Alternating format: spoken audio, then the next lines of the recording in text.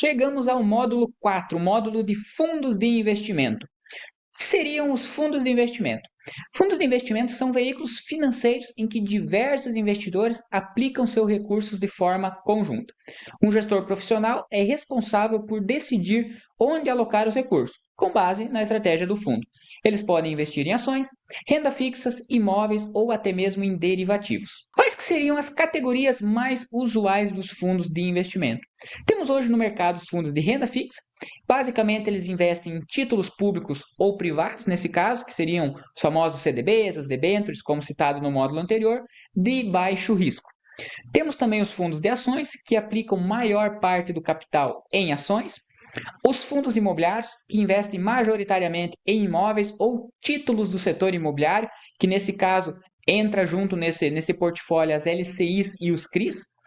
Temos também os fundos multimercado, que possuem estratégias diversificadas e flexíveis, então não tem nenhum normativo impondo limite aos fundos multimercados, ou seja, eles podem investir tanto em ações, tanto em renda fixa, tanto em fundos imobiliários. Vai depender da estratégia propriamente do gestor. E fundos cambiais, que eles aplicam o valor em moedas estrangeiras. A classificação desses fundos. Temos os fundos abertos, que são aqueles fundos que permitem resgates e aportes a qualquer momento.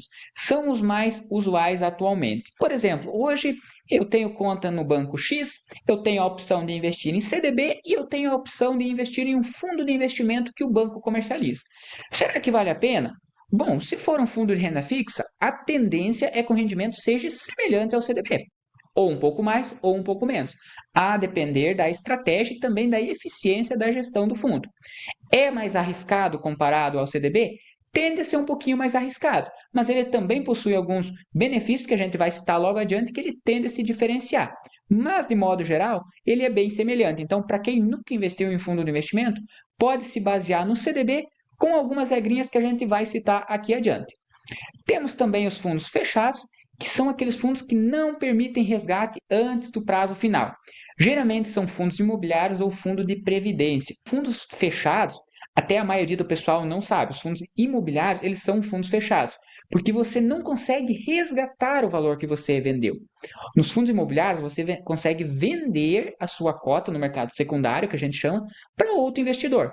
Mas você não consegue resgatar o valor da cota, você não consegue falar para a gestão, para o fundo, te devolver o valor.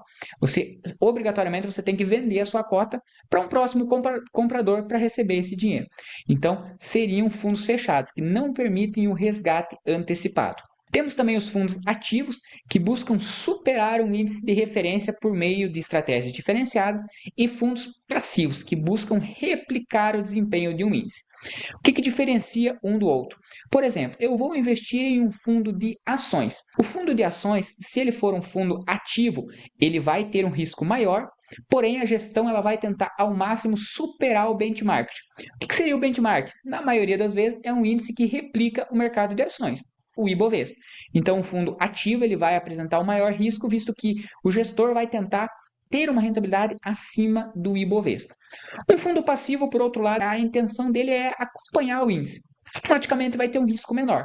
Então, realmente, isso difere perante o risco que você quer correr ao investir. Quais que são os custos envolvidos em um fundo de investimento? A mais comum de todas é a taxa de administração, que é a taxa que o fundo, que a equipe por trás da gestão recebe por administrar e gerir o fundo de investimento. Quando você joga esse dinheiro para dentro dessa gestão, para dentro dessa empresa, desse CNPJ que gere o fundo, vai ter pessoas lá atrás que são analistas, são consultores, profissionais aí do mercado financeiro que estão trabalhando para fazer o seu dinheiro ter uma melhor rentabilidade possível.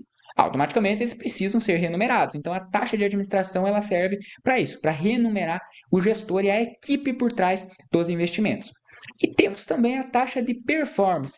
Alguns fundos de investimento não possuem, é mais usual em fundos de renda variável, como fundos imobiliários ou fundo de ações, que é cobrada quando o fundo supera um índice de referência.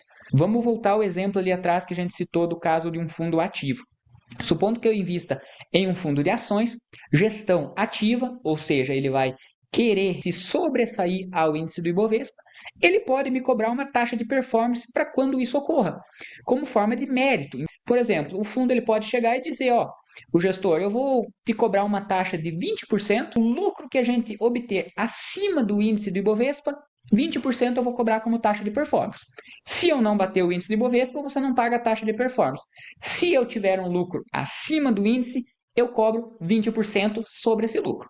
Então, querendo ou não, é uma taxa assim pouco utilizada em renda fixa, né? Como eu citei, mais utilizada em renda variável, mas ao mesmo tempo ela só é cobrada em casos de rentabilidade acima do benchmark. Então, ao mesmo tempo que você paga a taxa de performance, isso quer dizer que a rentabilidade do fundo foi acima do esperado. Quer dizer que o fundo está sendo bem gerido. Tributação, chegando aí na parte do imposto de renda, muito importante também ter essas alíquotas aí bem certinho alinhado na cabeça para saber diferenciar das demais aplicações. Fundos de curto prazo são aplicações em ativos com vencimento médio inferior a 365 dias. Vale destacar, hoje, por exemplo, você vai investir num fundo de investimento comercializado pelo seu banco. Entra lá no site do banco, vai ter os documentos, regulamento, lâmina de informações essenciais do fundo, prospecto, dá uma lida por lá, que lá vai ter aonde o fundo de investimento aplica o valor que você investe. Eu sei que é um pouquinho chato, às vezes envolve um pouquinho aí de parte teórica de ler esses documentos, mas é muito importante para você entender. Fundos de curto prazo que investem em títulos com prazo, por exemplo, inferior a 365 dias, eles têm uma tributação diferente de fundos de longo prazo. Nesse caso, fundos de curto prazo, se você manter o teu valor até 180 dias, ele tributa 22,5% sobre o rendimento. Acima de 180 dias, cai para a alíquota mínima de 20%. Nos fundos de longo prazo, com um vencimento médio acima de 360 dias, a gente cai na tabela regressiva. Vale a pena destacar porque se você investe num fundo de curto prazo sem saber, indiferente do prazo, se for 2 anos ou 6 meses, você vai tributar 20%. E no fundo de longo prazo, conforme a tabela regressiva, essa alíquota pode chegar à alíquota mínima de 15%. Vale destacar, alguns fundos podem ser isentos, que também é o caso de fundos que investem em setores incentivados, bem semelhante às debêntures incentivadas. É pouco comum, mas existe. Que funciona o famoso come-cotas que o pessoal comenta aí a respeito dos fundos de investimento. O come-cotas é uma antecipação semestral do IR, ocorrendo nos meses de maio e novembro. Esse imposto reduz automaticamente a quantidade de cotas do investidor do fundo, proporcional ao rendimento acumulado no período. Como que funciona o come-cotas, que alguns chamam de dedo duro? No CDB, por exemplo, se você investir o dinheiro e resgatar em 10 anos, você só vai ter a alíquota de imposto de renda sendo aplicada lá no resgate, lá em 10 anos. Nos fundos de investimento, não. Nos fundos de investimento, mesmo que você resgate em um prazo mais longo, todo mês de maio e novembro é sofrido essa alíquota do come-cotas, ou seja, uma antecipação do imposto. Mesmo que você saque lá, nos meses de maio e novembro, você já vai tributar uma porcentagem desse seu lucro. Por isso que o pessoal chama de dedo duro, porque mesmo que você saque lá no futuro, a Receita Federal já vai saber que você possui esse fundo. Não vai ter como você diluir esse prazo de pagamento do imposto. A cada 6 meses você vai tributar pelo menos uma parte do lucro que você auferiu até o momento. As alíquotas praticadas, então, são de 15% para os fundos de longo prazo e 20% para os fundos de curto prazo. É a alíquota mínima dentro de cada categoria. Por que que seriam as alíquotas mínimas de cada categoria? É importante ressaltar. Porque nesse caso, se você for sacar um fundo de longo prazo em 6 meses, concorde comigo que a alíquota efetiva seria 22,5%, lá da tabela regressiva. Como você já pagou 15% lá no final de maio, por exemplo, quando resgata você vai pagar só a diferença, só os 7,5% adicional que você ainda não pagou. Então, você tributa a alíquota menor entre maio e novembro e depois, caso for necessário, você só paga o restante dessa diferença. Obviamente que se você sacar um fundo de longo prazo após 2 anos, a alíquota já é 15%, então você é tributado somente pelo come-cotas.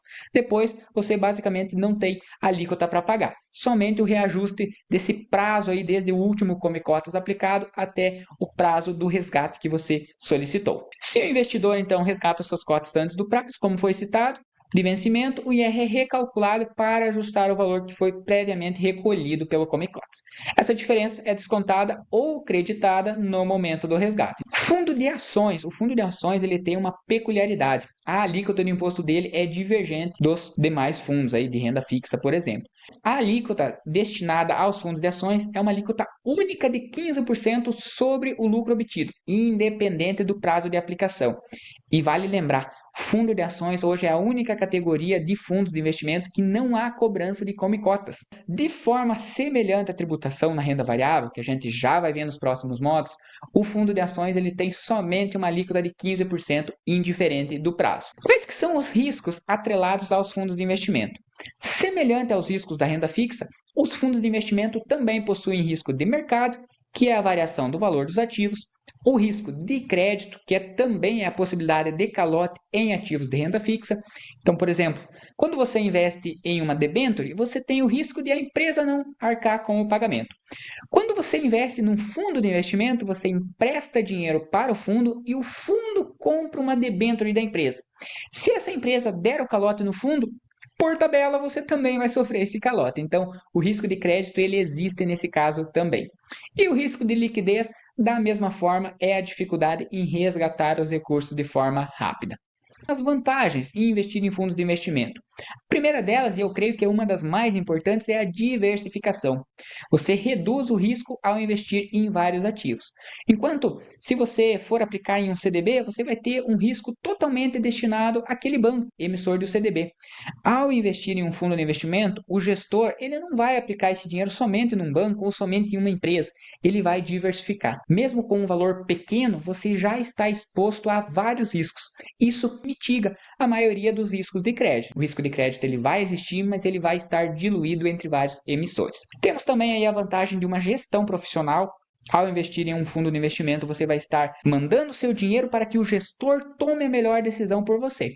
O gestor que vai estar lá, ele é uma pessoa autorizada e com vasta experiência no mercado financeiro. Então, ele tende a ter uma experiência que comprove, que busque uma rentabilidade muito melhor do que você mesmo tomando as decisões. A acessibilidade, né, a possibilidade de investir com valores baixos e também a praticidade.